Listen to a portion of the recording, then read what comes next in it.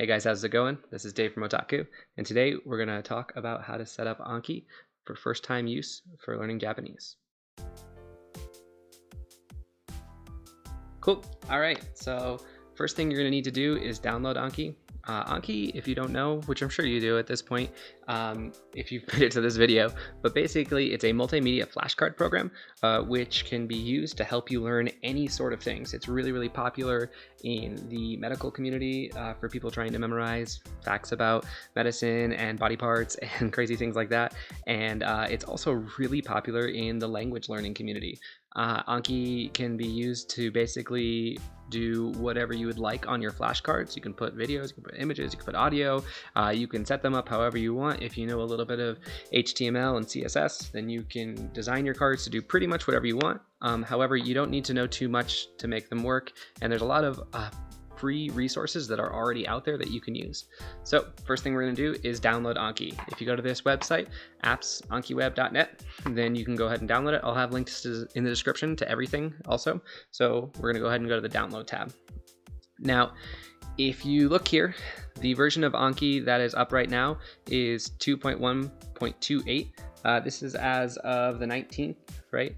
So this version is, I'm sure, great. However, there are a lot of really great add-ons for learning Japanese for Anki. Basically little extra tools that you can add on to Anki that won't work necessarily with this version, right? So a lot of these add-ons are made by MIA, the Mass Immersion Approach, and currently they say that you have to use version 22. So what we're going to do is we're going to go to the releases page and we're going to download an older version. However, this might change by the time you're watching this video, so just make sure you go to the MIA website and find out what version of Anki that they're currently using for all their add-ons. All right, so here's version 22. We're gonna go ahead and download that. Now, make sure you pick whatever version is right for your computer, right? So I'm using a Windows machine, so I'm gonna go ahead and download the windows.exe version. We'll let that download, shouldn't take too long. Cool, once that's downloaded, all you have to do is click on it, open it up. Now we're just going to go ahead and pick what program file it's going to be going into. I already have Anki installed into my computer, so I'm not going to change it too much. However, you can see that it's just listed right there. So I'm going to close out of that. And then we're going to go ahead and open up Anki. I created a new profile just for this, so we should be able to see however we want to go about this. All right, so you can set it to English or you can install it in Japanese. Either way, where's Japanese? There, Japanese. Either way, however you want to do it is fine. Once you get a little bit better at Japanese, it might be good to switch it over to Japanese. However, starting off in English, there's nothing wrong with that, I don't think. It's really just up to you. So I'm going to go ahead and install the English version just for this. Yes. Cool. And here we have Anki. So this is what it's going to look like out of the box. Nothing's added into it yet. It's just plain old Anki. We have no decks, right? Anki by itself doesn't do anything. It's only as good as the decks and then the stuff you put into it. So what we're going to do is first we're going to add a couple of add-ons and we're going to set it up properly so that we're making sure that we use Anki in not the most efficient way, but the best way we can. So we're going to go over here and we're going to go ahead and search up a couple of add-ons. First add-on we're going to look for is the Japanese support Anki add-on. Should be the first one that comes up. Now there's two different support add-ons that you can add, or you can add both of them, honestly. There's the Japanese support add-on and then there's the MIA Japanese support add-on. Personally, I think the MIA Japanese support add-on is a little bit better.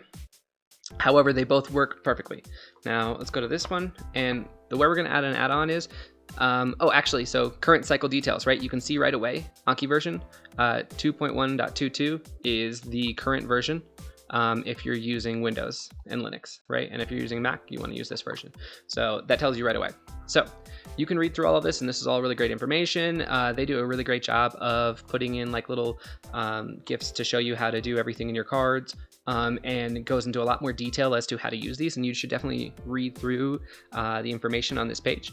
But to install the add-on is really, really easy. So you're just going to scroll down till you see this little blue box where it's got some numbers. You're going to copy that, Control-C, and then you're going to go back to your Anki, and then you're going to go to Tools, and then you're going to go to Add-ons, and then you're going to get Add-ons right here, and then you just paste that code right there, and it's going to automatically add this in. This next add-on here is called Anki Connect. Same thing.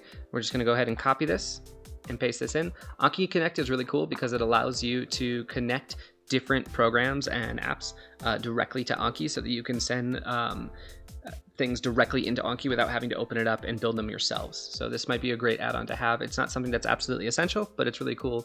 And it's definitely really, really helpful, especially if you're going to be sentence mining with something like Yomi-chan or Voracious or anything else that's going to connect directly to your Anki.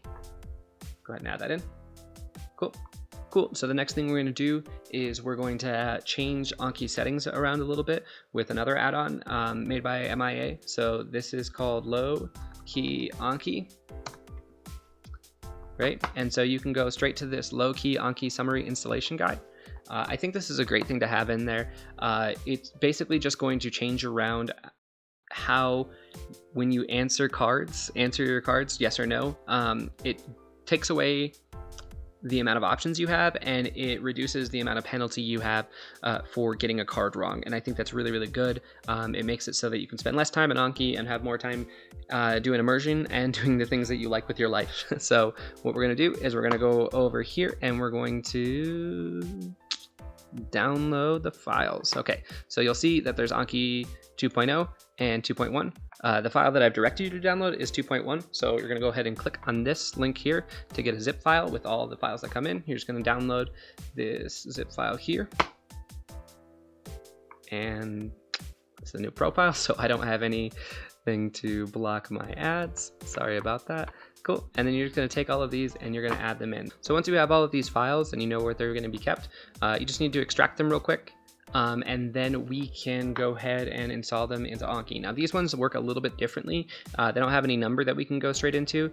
However, we can just drag and drop these files. So if you go to the View Files page under your Anki Add-ons tab, it's going to bring up, these are the Anki add-ons we just added in. So now I can go to the Downloads page and I can grab these and I can go back to here and then I just paste them in there and then it should work, right? So if I close that,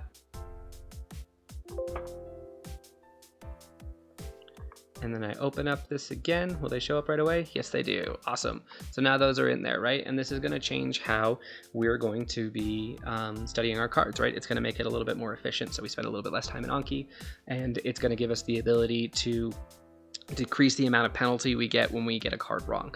So you should never be afraid to hit no on a card or wrong on a card. If you get it wrong, you get it wrong, and that's no big deal, right? You just keep working through and trying your best. Cool. Now we're going to add in one of my favorite add-ons. This is the Heatmap. Heatmap just keeps a streak of how often you've been studying and how many cards you do a day. I think it's really cool to have. I find it personally really, really motivating. It's not something you absolutely need, so if you don't want it, you don't have to install it, but I think it's really, really cool. So we're going to go straight to the GitHub page to get it. There's a couple of pre-release versions. I'm just going to download the most stable version, which seems to be 0.6.1, right? So I'm going to go ahead and download the zip source code. Open that up, go ahead and extract it. Okay, and then same thing as before, I'm going to go to View Files so that I can see where these are going, and then I'm just going to go ahead and drop that into here. There's a couple of other add-ons that you can add in that MIA has created that are really, really awesome. So my favorite is the MIA Dictionary. This is a dictionary support add-on that you can make that will allow you to be able to search for definitions on your Japanese Anki cards right away. Now, if you're just starting to learn Japanese, this is definitely not something that's essential at all.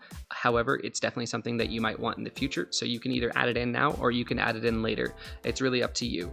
But it's a really, really great add-on that you can use. However, it doesn't work right out of the box. So make sure that you read the description page here. And then once you've installed it, make sure that you go into the system itself and read what it's written there if you're having any issues. Once again, it's got the Anki version that you should be using in the current cycle details. As we saw before, there's also the MIA editor. The MIA editor is also a really great tool. Basically what it allows you to do is edit your cards in real time just by clicking on them without having to open up your edit window. It's just something that makes editing cards just a little bit faster and really, really cool. So if you would like to add that in as well, by all means do so. I currently don't have it added into my system, but I have before, and it's a really great program. Cool, so now that we've done that, we're going to go ahead and actually exit out of Anki and close it down and then reopen it. That way, all of our add-ons can add back in and make sure that they're working in the system properly. Okay, now that we have Anki all added up, now we can go ahead and add in some Anki decks and start messing around with things a little bit. Another thing you might also want to do is to hit this sync button, right? So what this sync button is going to do is it's going to make it so that you can use Anki not only on your computer, but you can also use it on AnkiWeb. Let's go ahead and look at that real quick. If we go to AnkiWeb, right? You can go in here and we can automatically link our accounts, right? So if you want to make a new account on AnkiWeb, you just go to sign up and you just have to put your email and make a password. However, if you already have an account on AnkiWeb, say you're setting this up for a new computer, then you can just go to log in and you can log in there. For instance, this is my AnkiWeb for my real Anki account, and you can see I have a lot of decks in here. Basically, they're just all separated out so that I can use them however I'd like to. There's some decks in here that I don't really use anymore. However, I still do reps on most all of my decks, so this is a great way to keep going. So once you've signed up, all you have to do is put in your username and password right here, and you can log right in. And then every time you've finished doing your reps for the day, just make sure you hit that sync button. I'm pretty sure the newest version of Anki, or this version of Anki rather, will automatically sync your cards. However, just to be safe, maybe you should hit that sync button anyways. Great, so if you want to add in a deck to your Anki, there's several ways you can do it. One of the easiest ways is just to go to ankiweb.net and you can see all of their shared decks that they have. It's going to be already separated into different categories. So why don't we go ahead and click on Japanese, and if we go there, you can see that there are just thousands and thousands of decks in here, and some of them are really great and some of them are not so great. It's really just up to you to choose what decks you want to use. However, if you're following MIA, or if you're following Let's Learn Japanese, or if you're following any other method, and you want to do something that somebody else suggests, it might not be listed here. The Anki deck that MIA suggests and Let's Learn Japanese suggests is the Tango N5 deck. So when learning Japanese, if you've read through different things, great place to start is the MIA Japanese Quick Start Guide. We can go here. I really suggest, if you're planning on learning Japanese, to read through this. This is a really great guide on how to do so many different things within Japanese. It starts off with how to learn just the basic writing system, into how to start learning from a pre-built deck, into how to start finding and making cards of your own from anime and drama and books and anything else that you would like to mine. It's really well organized. I really suggest that you read through this if this is something you've just started. Well, I have the Tango N5 deck right here, so I'm going to go ahead and install it. So I just have to double click on this and it will automatically open up in Anki. Loading up now.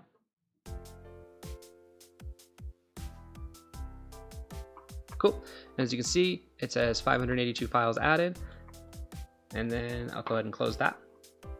And then I'm going to load up part 2 as well. Depending on who you get this deck from, whether it's MIA or if it's from Nuke Marine, it might be in 1 or 2 different parts. However you get it, it's fine. Both decks are great, and they both essentially work the same. However, they're set up differently, but it's just the same exact deck. It's the same sentences, the same audio. It doesn't really matter.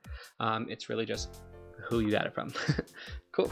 So this is a great way to see how the decks can be set up.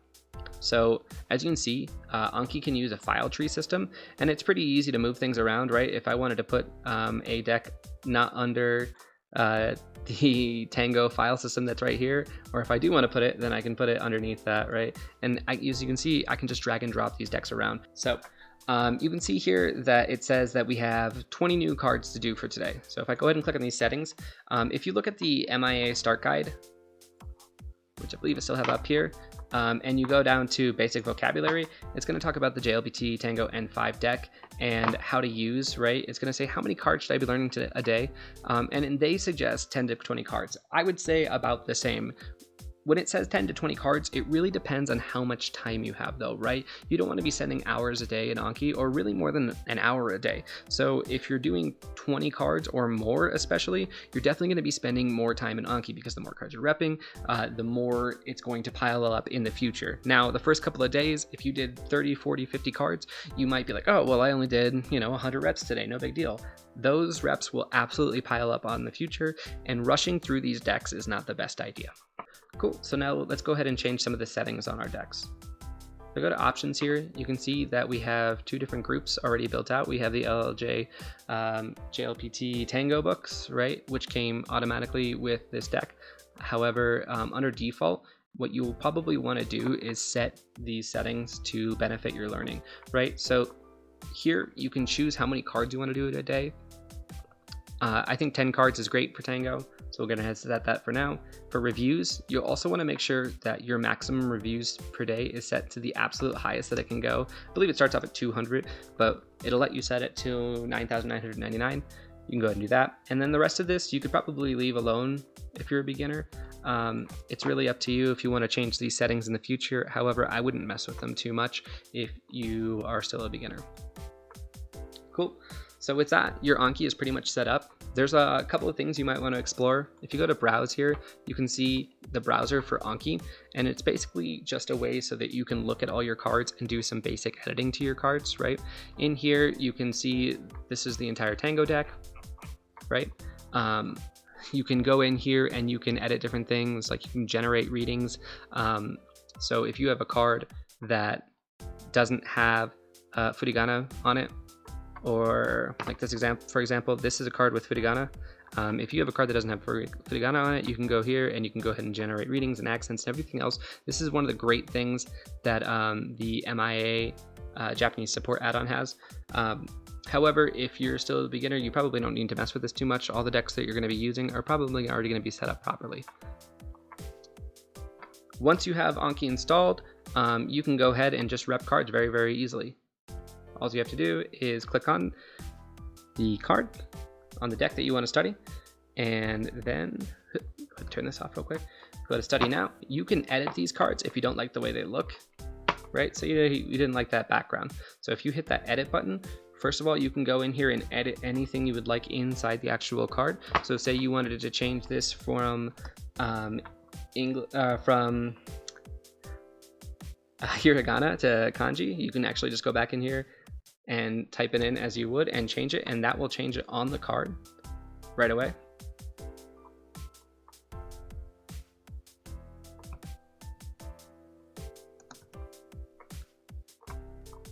Boom. So now it's changed there. However, if I wanted to change the sentence, I would have had to change the sentence itself. Right, so I can go in here and be like, okay, watashi, change that, and then I can change it here as well, or I can just copy and paste it. Now it's been changed in the sentence as well.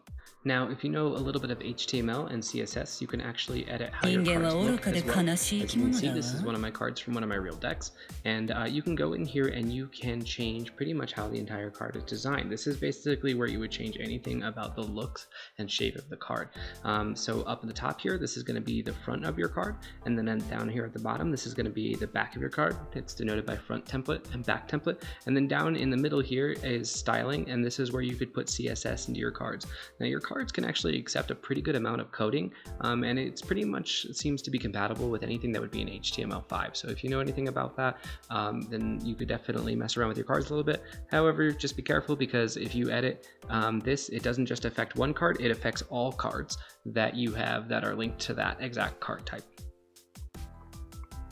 Cool, so now that we have Anki all set up for use, now you can just basically start using it to learn Japanese through all of the different cards that you have.